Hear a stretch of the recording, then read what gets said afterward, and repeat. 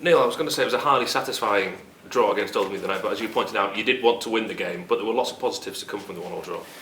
Yeah, you know, I keep going on about it. I think we're really competitive, and you know, I keep trying to get the players to believe it's been a tough season, as we know, and you know, confidence early in the season, particularly, you know, wasn't great, and we've slowly but surely built it where. I don't know. I can't remember the stats. Whether we've lost 3 in the last 16 or whatever it is, 17 games. I think we're 9th in the league for losses. Like we have the least amount of losses, but obviously we're bottom 3 for wins, and that's our issue. We know it, and we're top of the league for draws. But you know, we are really competitive in every game. And one of the guys from Oldham spoke to, I don't know, one of our players after the game, and he said, you know, that's one of the toughest games we've had for a while. So you kind of go, we're doing a lot of things a lot better. Obviously, sometimes when you're down there and you're fighting for your lives, that lack of sort of, I don't know, not freedom, because I try and give them freedom, but that lack of, you know, freedom in the quality and the final third stuff sometimes misses. So yeah, we're trying to work on that. We feel like we've got one part right. Football's always spinning plates. You start, you know, you try and make you harder to beat defensively and keep clean sheets, which we've done a lot better at, and we're harder to play against. And then you lose that little bit of that, and the moment you start trying to work a bit more on that, you know, sometimes the plate drops. So we're trying to get the balance right. Yeah, because if you were suddenly to go out all that attack and then you concede 2 or 3 in the first 15 minutes and the game's over, you get criticised for that. Yeah, well, you're a manager. As a manager, I get criticised for everything. It's part of the job. Look, at the end of the day, my remit in year 1 was to try and stay up, and we're doing everything we can to do that. I do believe and again, fans there'll always be something. I get that with every club at every league, not this club. You know, yes, we want to score more goals. Yes, we need more quality. Yes, we need, you know, that final pass or whatever it is. I get all of that. But we've had to try and make ourselves competitive first, and we're doing that. Now we're trying really hard on the training pitch to add the final third stuff, the bit more quality, the freedom, and obviously hopefully the players can take that on. And like I said, if we can just spark into a bit of form at that top end, then hopefully with the defensive stuff, if that can stay solid, the back-to-back wins might be able to come. You brought in Alex Hunt today from Grimsby. What is he going to add to your squad? Well, Scott Burgess is likely to be out for the season. He's really strangely trained, came in, his knee stiffened right up, and it looks like he's got a meniscus tear and might need a bit of surgery. So we've seen a consultant tonight about that. So with that news, you know, obviously if you look at our sort of centre midfield options, we've got Dan Batty back, who's had a long time out, and you know, we're trying to manage his minutes as well as we can. And then we've got Woody, Paddy, and then as kind of out and out centre midfielders, that's it now. You know, we looked, obviously we brought in Charlie Allen with the sort of pace and the directness that he might have, we thought we lacked. And then we're looking at Hunty as you know, he can play as an 8, as a 10. He's similar in stature to Charlie Allen. He's not huge and tall, and he only looks very young when you see him, but he moves really well with the ball, takes the ball really well, wants to drive with it. So we just feel he'll bring that in. Obviously he's come in, he's trained today, so I've got to assess where he is, but depending on what shape system, I think he'll be able to bring a lot to us. I think when David Artell arrived at Grimsby, he described him as one of their most technically gifted players, but then he hasn't played him. Do you know why? No, not really. I mean, listen, it's difficult. They're down the bottom as well, and their manager's trying to find the solution to pick up wins and get them away from the bottom. And there's a number of things, you know, you've got to look at the makeup of your team and go, right, can I play open and expansive? Can I play this? Have I got the players? Have I got the athleticism? And, you know, to build that sometimes, to get your team, you know, look at, I spoke to Paul Cook when we played Chesterfield, he said it took him 18 months, 2 years to even get near where he wanted the team. You know, Barnet, we've got on Saturday, when he took over, he said 18 months again, just to do a few windows, to get some of the players out, to get some in, to get the team how he saw it, and be challenging in the playoffs. So it doesn't happen overnight. And my first remit, I'm sure everybody will agree, is, you know, get us to the 46th game and make sure we're in this league, and then start to try and develop it from there. Injury situation then, you've just mentioned it there. Depot, first of all, is he likely to be available? Yeah, I'm hopeful. He joined in training today. We did a little test on him first thing, and then we've added him in, and we've drip fed him into training. The key to that is going to be whether he stiffens up. So it's all very well getting through training and training well, and then he wakes up in the morning and he's sitting on the coach tomorrow and he's just stiff like a board like I am at my age. So and obviously that would then set us back. So I can say at the moment, touch wood, things look good, but yeah, we'll wait and see on tomorrow. Everybody else? Other than the ones who are long-term injuries, we haven't got too many problems. We're going to take a sort of bigger squad tomorrow. There's hardly anywhere to train up here or anyone to train with, so we're going to take a bigger squad with us and try and put on a really good session tomorrow to attack the game and try and find a way of winning. And we want to be positive. We want to get the right balance between defence and making sure we've got players that can get Barnet on the back foot as well. Thierry hasn't been part of your matchday squad in recent weeks. Is he fit and just not been picked at the minute? Yeah, he's fit. It's difficult because obviously he had the emotions of what happened and was coming through that, and it probably took him a good couple of weeks training wise to get back into the swing of it. And obviously we signed Danny and he's come in and done well. Cooks, he's filled in at left back, and so we've all of a sudden we've gone from having hardly any options down the left hand side to having probably 3 options down the left hand side, and I have to make decisions based on that. But what we've talked about, and I've said it to all of them with the games we've had, is we really need, whether it's Tyler, whether it's Thierry, whether it's Ducky, whether it's players who haven't quite had the minutes that they would have liked. Our job is to try and keep them as fit as we can, because all of a sudden something happens to a defender, bump, Tyler, you're in, and all of I've got my distances up and I'm not fit, and we can't have that as an excuse, and we push them hard in training them boys because we could need everybody. And is this then when you learn a little bit more about those boys who aren't being picked, that you say you could come in at the drop of a hat, they have to be ready, they have to still continue to give 100% day to day? Yeah, of course they do, and if they don't, training standards go down anyway. They're really, really important, and to be fair, that was a little bit what earlier in the season was like. We had a lot of bodies. I didn't think, now I look at the squad that we've slowly started to, and you go, I'm looking, going, who do I put on the bench tomorrow? And I start looking and go, who does that mean's out? And you go, blimey, I'm going to have a chat with him. And you're almost sort of go, well, I'm sorry, at the moment for this game, I'm going to go this way. And whereas before, it was like people were getting in the team by default. You were going, who can I play there? And you didn't even have to train necessarily that well to get in the team. So things have changed, but we're just at the nitty gritty. And like I've said before, I don't want to draw games. I want to play nice football. Is now the time to just go, come on in lads, everybody free, let's go. It might be to a degree, but we've had to spend a long time getting a lot of basic things right to be competitive, and it's mad. You look at that league table, and I try not to look at the league table. The way I look at it is we need at least 3 more wins, with some draws. We need at least 3 more wins, probably 4. So let's just focus on that and not worry about what everyone else is doing. Because if you look at that league table, you go, God, you could win a game and be 11th and lose a game and be bottom 4. It's crazy. Have you ever known it so tight? It's not just National League actually this year, it's the playoff position going for in League 2 as well. It's ridiculously tight. Yeah, no, you get seasons like that, and whether it's because Chesterfield have gone so far at that end, I don't know. There's almost a league for that, maybe a league to try and make the playoffs, and then after that it's just every man for himself. And the one thing I do know from my experience, I've had obviously some great promotion playoff finals and playoffs and stuff like that. That's a lot more enjoyable. I can assure you that's a lot more enjoyable. You have to keep winning because everyone else around you is going to win, but it's a lot more enjoyable at that end. The pressure at the bottom end when there's relegations at stake is harder, and you learn a lot about yourself, you learn a lot about your players, and I've been in them with Wimbledon and Notts, and the one thing I learned from them was that from my point of view as the leader, I have to stay calm. The players will feed off me, my body language.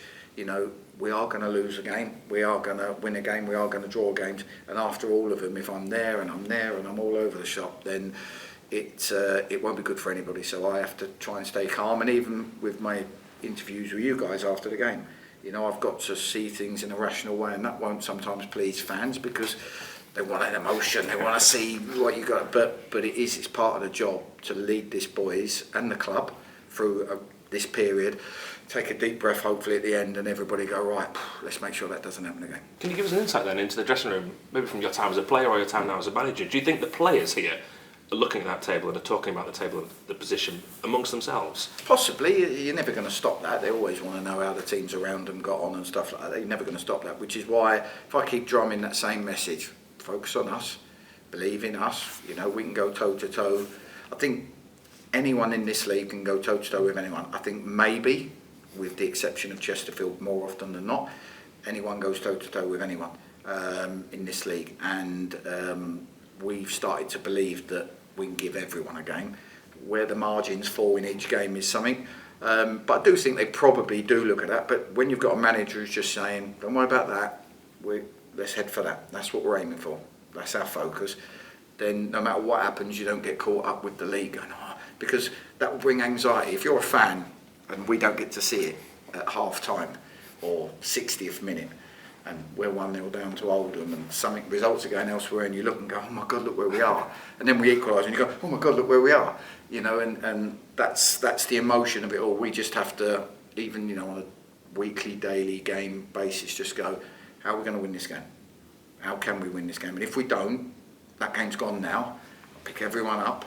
How can we win the next game? And if I can do that and the boys can stay, which I think they are now, they're peaking in their fitness, stay at it, stay focused, try and keep them free, keep them enjoying the challenge, then I'm sure we can do it. That's one player I keep getting asked about on social media, Callum Harriet. Is he likely to be fit before the end of this season? I wouldn't have thought so. I mean, his hamstring, from when I first got told, was a 3-month job. I think he's this week he's been at St George's Park doing a rehab week. So in the same with Levy with his back and the setbacks he had in his back, you know, we've got 2 months left of the season, if that. And by the time people even get out on the training field and try and start the process, they need another 4 or 6 weeks just to get their fitness levels up. Okay, Barnet. Dropped off slightly in recent weeks, but I know they've got quite a few injuries, but we also hear what they can do if they play to their potential.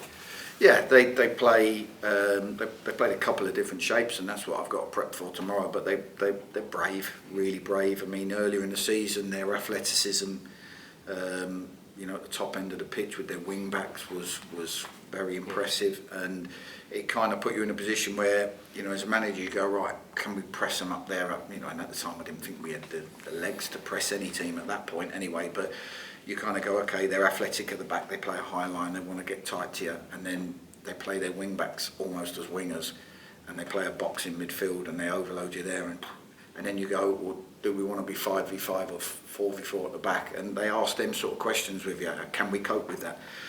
They have had their injuries. I like the manager, get on great with the manager. I think, you know, this time around, you know, I'm looking going, okay, we where they were at that point in the season, where we were poles apart. I'd like to think, and I might be wrong, and find out on Saturday, I'd like to think we're closer, because they might have some injuries, because I think we're in a better place, and I'd like to try and go, right, can I do this differently? Can I give them a different challenge? And we want to, and I say it, we want to win the game. We want to win the game, and my balance is, how can I make sure they can't run all over us like they did here, and how can I make sure that we're going to cause them problems? And I've got to have the players on the pitch to try and do both. Yeah, cause you can maybe use this game as a bit of a marker to say, look, this is how far we have come, win, lose or draw on Saturday, if it's more competitive than it was here. Yeah, and that's the aim. Every game, it's to give us the best chance of being in the games. And it's crazy because, you know, we look at, yes, we're trying to attack, we're trying to create more chances. And I know that's an issue that the fans, we want to create more. You know, the Dorking game, we created the highest expected goals of our last 4 games, and we lost 1-0, and everyone was really unhappy with the performance.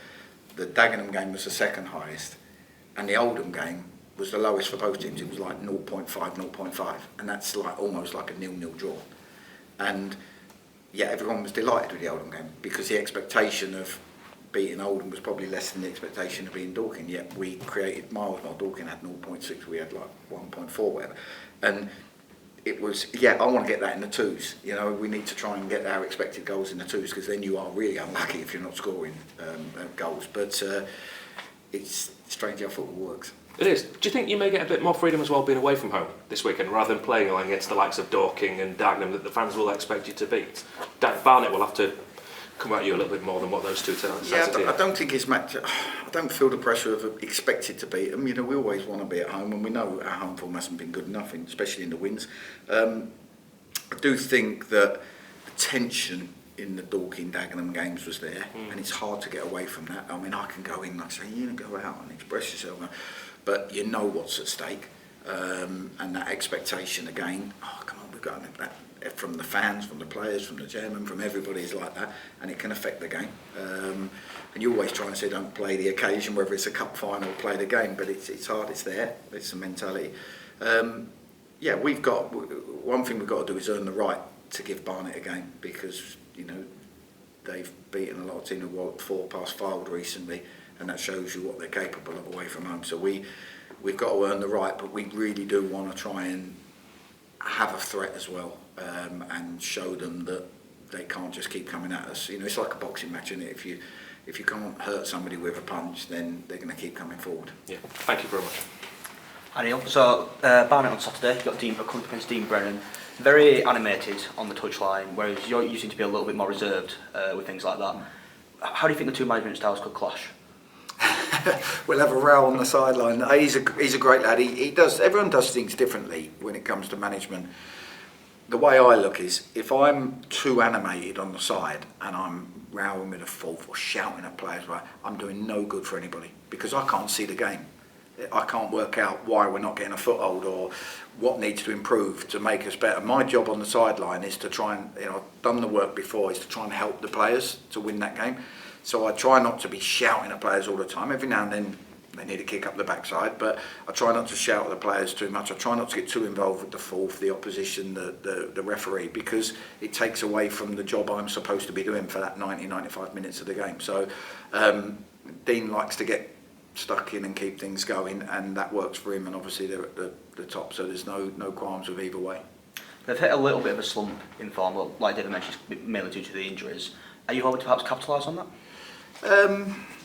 It's hard to say. We're hoping to capitalise. I don't think they've had a massive slump. They've when the form's been so good, you notice it more when you have a little run where you don't win as many games.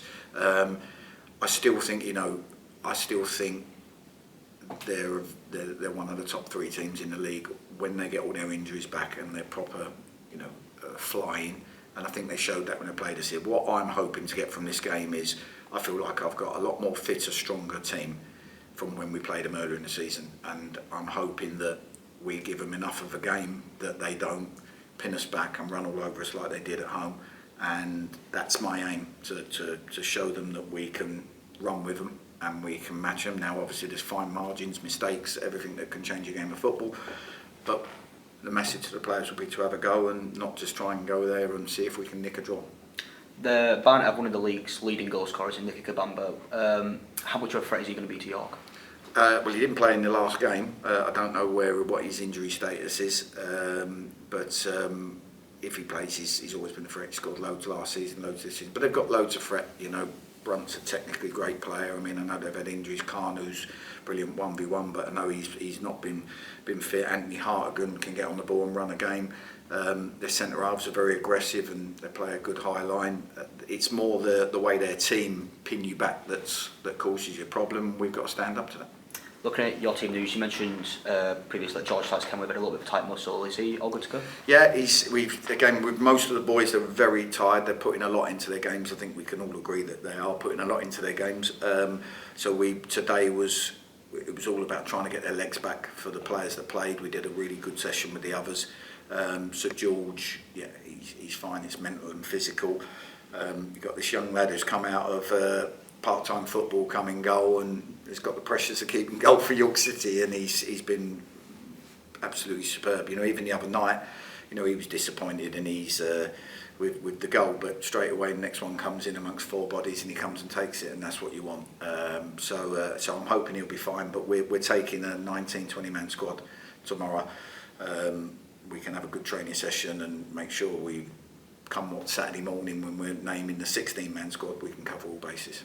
Have you had to put a bit of an arm around George after the Oldham game? No. I mean, when I think they're Bournemouth away, he was disappointed in himself. But it's football. People make mistakes in football. We know. Me and Coxie keep telling them we made a mistake once in a game. So people make mistakes. It's football. If you're scared to make a mistake and you're going to beat yourself up if you do make a mistake, you shouldn't play football.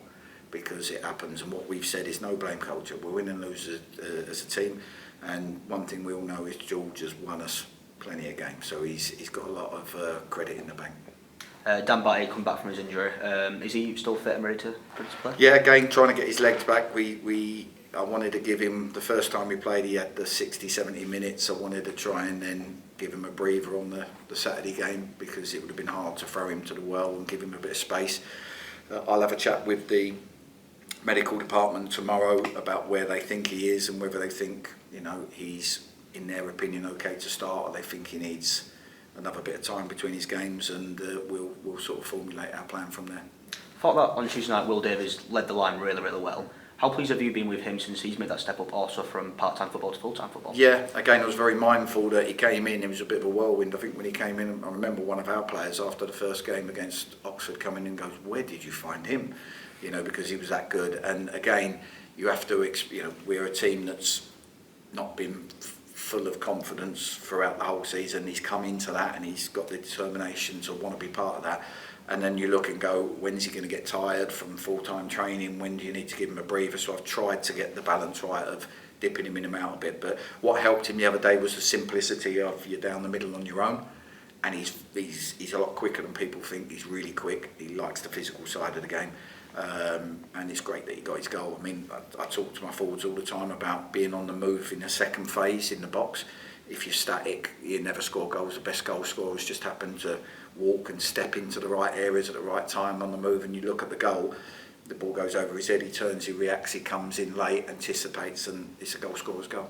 Similar to George Sykes-Kenwith, how do you think he's handled that step up to full-time football? He's been brilliant, and he'll only benefit from having a pre-season and a summer. And our job is to, all of us, to be as positive as we can, fight our way through what's happened and come out of it strong. Where we are in this league, and then sort of sit down and sort of try and improve and have a full pre-season where we make sure that we start the season in a better way than we did this season. Last one from me. Barnet have been pretty much forced to give York another stand because the tickets are selling. Have you got a message for the away fans? Just carry on. I think home and away they've been great. I know people, we talked about it before, where the odd boo and all that. We've won 3 games at home all season. Fans are entitled to show that's frustration. I don't think no one means to, it's not a nasty, horrible way of doing it. It's just frustration. God, we draw another game. They want to see their team win. They want to go home happy on a Saturday and have a pint with their mates and talk about what a good performance it was, and we haven't given them enough of that. So I think away from home we've always had a right good go in the games. So yeah, just carry on being what they are. Be loud, be noisy, because we do need everybody, and everyone, by everybody I mean you lot as well. We need everybody. We all want to see York in this league. We all want to kick on and see us at the top of the table and be singing our praises at some point. But we're all going to need to, we're going to lose games, we're going to win games. We just need to stick with each other, and the fans have been magnificent in their part of it. Thank you very much.